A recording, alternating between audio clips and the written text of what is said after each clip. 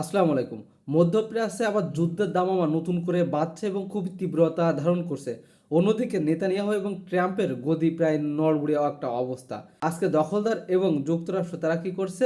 ইরানের একটি বিশ্ববিদ্যালয়ের গবেষণাগারকে ধ্বংস করছে এবং যার পরিপ্রেক্ষিতে ইরানের বিপ্লবী গার্ড আইআরজিসি তারা ঘোষণা দিয়েছে যে আগামীকালকের ভিতরে যদি মধ্যপ্রাচ্যের বা গলফ কান্ট্রিগুলো এ সম্পর্কে তীব্র নিন্দা না প্রকাশ করে বা না জানায়, তাহলে আগামীকাল থেকে মধ্যপ্রাচ্যের যত বিশ্ববিদ্যালয় আছে অন্যান্য কান্ট্রির, তাহলে সবকটা বিশ্ববিদ্যালয় তাদের কী হবে, বৈধ লক্ষ্য হবে বা তারা ডিস্ট্রয় করে দেবে যে কোনো সময়।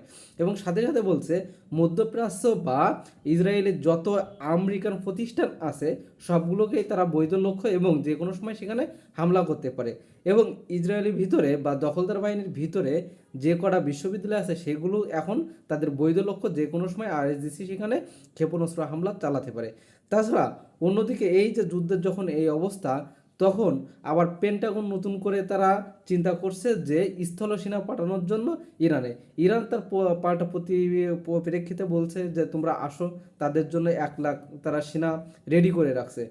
তো এমন যখন এই অবস্থা, তখন এই আমেরিকান জারজ সন্তান যে দখলদার বাহিনী, এদের দেশের ভিতরে মানুষ এতটা ব্রাক্ত তারা আর বাংকারে না লুকাতে পেরে তারা এখন আন্দোলন শুরু করছে যে নেতানিয়াহুকে যুদ্ধ বন্ধ করার জন্য, বা তারা যুদ্ধ চায় না, তারা শান্তি চায়। সো নেতানিয়াহুর বিরুদ্ধে তারা আন্দোলন করা শুরু করছে।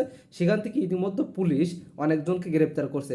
এবং এছাড়াও যুক্তরাষ্ট্র তাদের প্রায় 3,000 শহরে ছোটোখাটো মিলায়ে অনেক কয় জায়গায় ট্রাম্প বিরোধী আন্দোলন শুরু করছে, যে ট্রাম্প নট এ কিংস এইসব বিভিন্ন রকম স্লোগান দিয়ে ট্রাম্পকে হটানোর জন্য তারা এখন ব্যস্ত হয়ে পড়েছে।